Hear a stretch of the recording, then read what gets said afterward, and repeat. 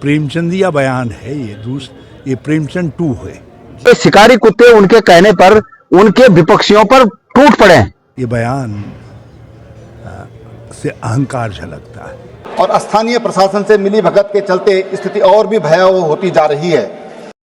Uttarakhand BJP में इन दिनों जबरदस्त सत्ता संघर्ष चल रहा है। कुर्सी की लड़ाई ऐसी कि देहरादून से दिल्ली तक सवालों की बौछार हो रही है। आरोपों के जरिए एक दूसरे पर वार पलटवार हो रहा है। त्रिवेंद्र रावत ने अवैध खनन के मुद्दे पर धामी सरकार की धज्जियां सदन के भीतर उड़ाई, यानी लोकसभा के भीतर, लेकिन सदन के बाहर आने के बाद उन्होंने जो शब्द एक अधिकारी के लिए इस्तेमाल किया उस पर दंगल छिड़ा है। लेकिन असल में तो लड़ाई सत्ता की ही है, और जब सत्ता की लड़ाई होती है तो स्वाद अपने अपने हिसाब से बदला जाता है।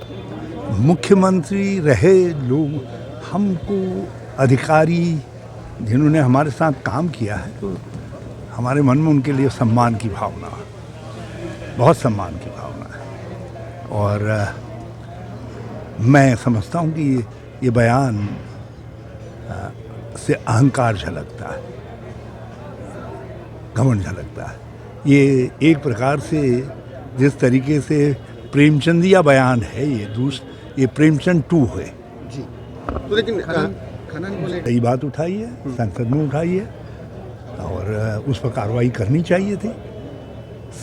मगर सरकार की विफलता के लिए आप अधिकारियों को कुछ ऐसे शब्द से संबोधित कर दो तो वो ज़रा नहीं, मैं ऐसा नहीं कह रहा हूँ। ये घमंड में ये प्रेमचंद पार्ट 2, जिस तरीके से उनकी जवान उनके मुंह से एक कुत्सित शब्द निकला था, ये भी घमंडिया शब्द है जो त्रिवेंद्र सिंह जी के मुंह से निकला। हरीश रावत ने त्रिवेंद्र रावत की शब्दावली पर सवाल खड़े किए हैं। अब सवाल ये है कि त्रिवेंद्र रावत ने ऐसा कहा क्या था। असल में अवैध खनन पर लोकसभा के भीतर त्रिवेंद्र रावत ने बयान दिया। उसके बाद आईएएस ब्रजेश कुमार संत, जो इन दिनों उत्तराखंड में खनन सचिव हैं, वो जवाब देने आए। उन्होंने कहा कि त्रिवेंद्र रावत झूठ बोल रहे हैं। उन्होंने अलग अलग शब्दों में घुमाकर ये बात कही। इसके बाद त्रिवेंद्र से जब ये सवाल हुआ तो उन्होंने कहा कि शेर कुत्तों का शिकार नहीं करते, और सीधे सीधे ये संकेत गया कि त्रिवेंद्र रावत ब्रजेश कुमार संत के लिए जो शब्द इस्तेमाल कर रहे हैं वो असंसदीय है। लेकिन अब सवाल ये भी है कि क्या ब्रजेश कुमार संत ने सही कहा, इसे लेकर भी सवाल उठ रहे हैं। इस रूप में एक अधिकारी, उत्तराखंड सरकार के एक अखिल भारतीय सेवा के अधिकारी इस रूप में सामने आए और उन्होंने इस राजनीतिक महत्व के बयान का जवाब अपनी भाषा में दिया। मैं समझता हूं कि अधिकारियों को इस प्रकार के राजनीतिक वक्तव्य देने के लिए 10 बार सोचना चाहिए कि क्या उन्हें किसी के हाथ की कठपुतली बनना है। मैं आप सब लोगों को याद दिलाना चाहता हूं, एक बार पुलिस के मुखिया ने एक इंटरव्यू में कहा था कि उन्होंने पुलिस विभाग के अधिकारियों के लिए, पुलिस विभाग के लिए ये बात कही।